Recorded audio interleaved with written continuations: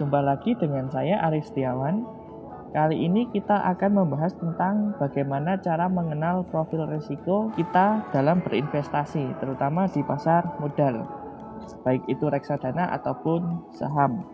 Pertama-tama, ketika kita cenderung lebih konservatif, tidak mau mengambil resiko, kita bisa menginvestasikan uang kita ke reksadana pasar uang ataupun ke saham yang biasanya kita sebut sebagai saham blue chip, di mana fluktuasi harganya itu lebih bisa stabil dan dari dividen itu konsisten dibagikan setiap tahun. Lalu ketika kita berinvestasi di saham, ada berbagai macam profil resiko. Untuk pertama, mungkin teman-teman yang baru membuka akun atau sudah membuka akun tapi tidak memahami profil kita. Sebagai contoh begini, kita mungkin keinginan pengen uang kita selalu bertambah banyak setiap harinya dengan cara trading setiap hari.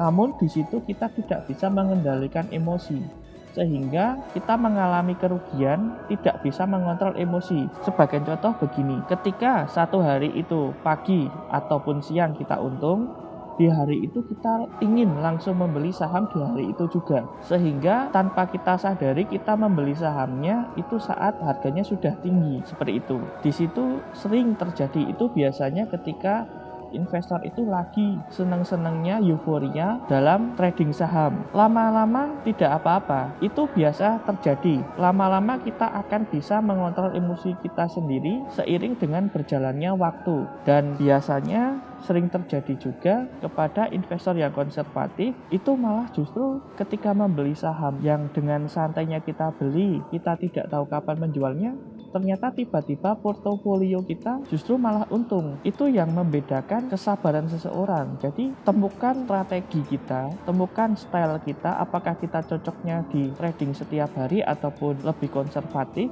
atau kita bilang juga lebih santai dalam bertrading ya, dalam membeli saham kita lebih santai. Maka di situ bisa jadi teman-teman semua justru merasakan untung karena tidak tiap detik melihat pasar. Dan jangan sampai kita salah memilih saham ketika saham itu katakanlah saham gorengan, tapi kita lepas tangan, dalam arti kita tidak memantau, justru bisa jadi mengalami kerugian karena kita lupa jual. Padahal saham yang kita beli saham yang termasuk gorengan ataupun saham yang fluktuasinya sangat aktif seperti itu. Seiring jam terbang dan jalannya waktu, teman-teman semua akan memahami profil resiko, style berdasarkan diri sendiri. Mari kita berkaca kepada diri kita sendiri, kita introspeksi, kemarin investasi kita bisa untung ataupun bisa rugi, kita memakai profil resiko yang mana dan pilihan sahamnya yang mana. Semua keuntungan ataupun kerugian itu berdasarkan profil resiko sendiri. Kesabaran tiap investor mungkin berbeda-beda. Saran saya terus belajar,